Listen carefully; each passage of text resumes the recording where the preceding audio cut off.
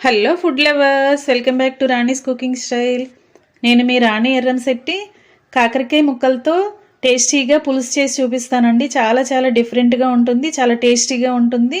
మీ ఇంట్లో కూడా అందరికీ నచ్చుతుందండి. మనం కాకరకాయ కర్రీ ఎప్పుడు ప్రిపేర్ చేసినా ఇంట్లో పిల్లలు తినము అని మారం చేస్తూ ఉంటారు కదా, వారికి కూడా నచ్చేలాగా నేను చేసి చూపిస్తాను. మీరు వీడియో స్కిప్ చేయకుండా లాస్ట్ వరకు చూసి మీరు ఆ టిప్స్ అన్నీ ఫాలో అయ్యి మీరు ఇంట్లో ప్రిపేర్ చేసి ఫ్యామిలీకి సర్వ్ చేయండి. ఇలా కాకరకాయలు తీసుకుని ఒక అర కేజీ కాయలు నేను చూపిస్తున్నానండి. ఇలా పైన చిన్న చిన్నగా మురికలుగా ఉంటుంది కదా, అలా అదంతా కట్ చేసేసుకుని చాకుతో అలా గీరుకుని చక్రాల్లాగా ఇలా రౌండ్గా కోసుకుని తెచ్చుకున్నానండి. దాని లోపల ఉన్న గింజలు తీసేసానండి. గింజలు ఉంటే కర్రీ అంత బాగోదు, తింటున్నప్పుడు గింజలు తగులుతూ ఉంటాయి కదా, గింజలు లేకుండా ఓన్లీ ముక్కల్ని తీసుకున్నాను నేను. అలా తీసుకుని 2 టేబుల్ స్పూన్లు పెరుగు వేసుకుని 1 టీ స్పూన్ సాల్ట్ వేసుకుని అర టీ స్పూన్ పసుపు కూడా వేసుకుని ముక్కల్ని బాగా కలుపుకోవాలండి. మనం వేసిన ఇంగ్రీడియంట్స్ అన్నీ కూడా ముక్కలకు బాగా పట్టించాలి. అలా చేస్తే కాకరకాయలో ఉన్న పచ్చిదనం అంతా పసిరివాసన పోతుంది. అంతకు ముందుగా చేదు అనేది ఉంటుంది కదా, అది పూర్తిగా పోతుందండి. కర్రీకి చేదు అనేది తెలియకుండా కర్రీ టేస్ట్ అనేది చాలా చాలా కమ్మగా వస్తుంది. అందుకే ఇలా మనం పెరుగు సాల్ట్ పసుపుతో బాగా కడుక్కోవాలి. అలా 3-4 సార్లైనా బాగా వాష్ చేసుకోవాలండి. ఎక్కువగా వాటర్ పోసుకుని బాగా కడుక్కుని ముక్కల్ని పక్కన పెట్టుకోవాలి. ఫ్రెండ్స్, నా వీడియో కనుక మీరు ఫస్ట్ టైం చూస్తున్నవారైతే నా ఛానల్ని సబ్స్క్రైబ్ చేసుకోకపోతే రన్ అవుతున్న వీడియో కింద రెడ్ కలర్లో సబ్స్క్రైబ్ ఆప్షన్ ఉంటుంది కదా, దానిని టచ్ చేసి ఏఎల్ఎల్ ఆల్ అనే బెల్ ఐకాన్ని కూడా టచ్ చేయండి. నేను కుక్ చేసి వీడియో పెట్టిన వెంటనే ఏ రోజు వీడియో ఆ రోజు మీ ఫోన్కి నోటిఫికేషన్ వస్తుంది. ఆ రెసిపీస్ కూడా మీరు ఫాలో అయ్యి మీ ఫ్యామిలీకి సర్వ్ చేయొచ్చు. ఫ్రెండ్స్, అలాగే ముక్కలన్నీ కూడా కడుక్కుని పక్కన పెట్టుకున్నాం కదా, ఆ వాటర్ అన్నీ తీసేసుకుని ఇలా మంచి వాటర్ పోసుకుని ఇలా నానబెట్టుకుని పక్కన పెట్టుకుందామండి. మనం కర్రీకి యూజ్ చేసే వరకు కూడా ఆ ముక్కల్ని వాటర్లోనే ఉంచుకోవాలి. ఇప్పుడు ఒక నిమ్మకాయ సైజ్ అంతా చింతపండుని నానబెట్టుకోవాలి. ఇప్పుడు స్టవ్ వెలిగించుకుని కళాయి పెట్టుకుని కర్రీకి సరిపడా ఆయిల్ పోసుకుని 1 టీ స్పూన్ పచ్చిశనగపప్పు, టీ స్పూన్ ఆవాలు, 1 టీ స్పూన్ జీలకర్ర వేసి 1/2 టీ స్పూన్ మెంతులు వేసుకుని మనం సన్నగా కట్ చేసి పెట్టుకున్న ఆనియన్స్, 2 పచ్చిమిర్చి కూడా చీలికలుగా చేసుకుని అలా వేసుకోండి.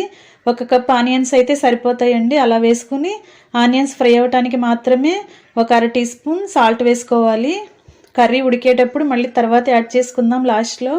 ఓన్లీ ఆనియన్స్కి మాత్రమే ఒకసారి వేసుకోవాలండి. ఇలా కొంచెం వేసుకుంటే ఆనియన్స్ అనేవి చాలా ఈజీగా కుక్ అయిపోతాయి కదా. ఇప్పుడు 1 టీ స్పూన్ అల్లం వెల్లుల్లి పేస్ట్ వేసుకోవాలండి. ఆ క్లిప్పింగ్ మిస్ అయింది, మీరు వేసుకోండి. అల్లం వెల్లుల్లి పేస్ట్ కూడా పచ్చివాసన పోయే వరకు ఆనియన్స్తో ఫ్రై చేసుకుని ఇలా మనం వాటర్లో నానబెట్టుకున్న కాకరకాయ ముక్కలు ఉన్నాయి కదా, వాటిని ఆనియన్స్లో వేసేసుకుని కొంచెంసేపు మగ్గించుకోవాలండి. కాకరకాయలు ఉన్న వాటర్ అంతా కూడా బయటికి రిలీజ్ అయ్యి చక్కగా ముక్క అనేది సాఫ్ట్గా మగ్గాలి. అంతవరకు మూత పెట్టుకుని ఉడికించుకుందాం కొంచెంసేపు. ఇలా ఉడుకుతుంది కదా, దానిలో ఉన్న వాటర్ అంతా రిలీజ్ అయ్యి ముక్క అనేది బాగా మగ్గి సాఫ్ట్గా వచ్చింది కదా, చూడండి. ఇప్పుడు కారం యాడ్ చేద్దామండి. 3 టేబుల్ స్పూన్లు కారం వేసుకోవాలి. తగినన్ని వాటర్ కూడా పోసుకోండి. 2 గ్లాసులు వాటర్ పోసుకుని ఆ కాకరకాయ ముక్కలు అనేవి వాటర్లో పూర్తిగా ములిగే వరకు కూడా గరిటతో సర్దుకోవాలండి. ముక్కలు అనేవి పైకి తేలకూడదు. అలా వాటర్ లోపలికి సర్దినట్లయితే ప్రతి ముక్క కూడా ఈవెన్గా చక్కగా కుక్ అవుతుంది. ముక్కలన్నీ కూడా అలా వాటర్లోకి సర్దుకోవాలి.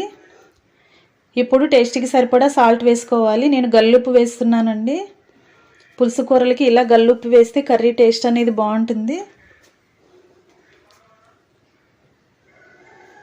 ఇలా వేసుకుని కొంచెంసేపు మూత పెట్టుకుని ఉడికించుకుందాం.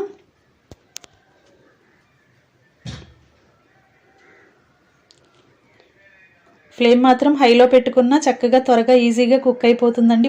పులుసు కర్రీయే కదా ఇది. ఒకసారి మూత తీసి చూసినట్లయితే చక్కగా ఉడికింది కదా. ముక్క అనేది బాగా మెత్తగా ఉడకాలండి. అప్పటి వరకు కూడా మనం నానబెట్టుకుని ఉంచుకున్న చింతపండు రసం పోయకూడదు. ముక్క ఒకసారి మనం చేత్తో నొక్కి చూస్తే చక్కగా సాఫ్ట్గా ఈజీగా ఇలా నలగాలి, మెత్తగా అవ్వాలి. ఇప్పుడు రెడీ అయిపోయిందండి. ఇంకా కర్రీ, ఇంకా పులుసు పోసుకుందామండి. ఇంకా నానబెట్టుకుని ఉన్న చింతపండు ఉంది కదా, ఆ పులుసు పోసుకుని 1 అర కప్పు వాటర్ కూడా పోసుకుని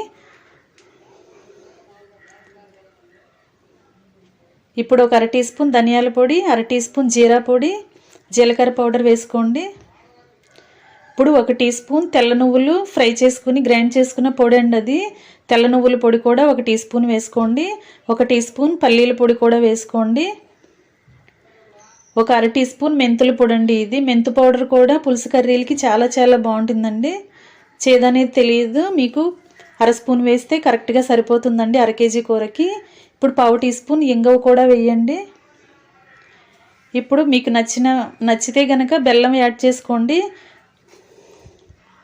లేదంటే కూడా కర్రీ చేదనేది అస్సలు తెలియదండి. ఇలా డైరెక్ట్గా కూడా పులుసు ప్రిపేర్ చేసుకుని మనం తినొచ్చు. బెల్లం కొంతమందికి ఇష్టం ఉంటుంది కదా, అలా బెల్లం సరిపడా బెల్లం వేసుకుని చివరిగా కొత్తిమీరని కట్ చేసుకుని వేసుకోండి. ఇంకా రెడీ అయిపోయిందండి కాకరకాయ పులుసు.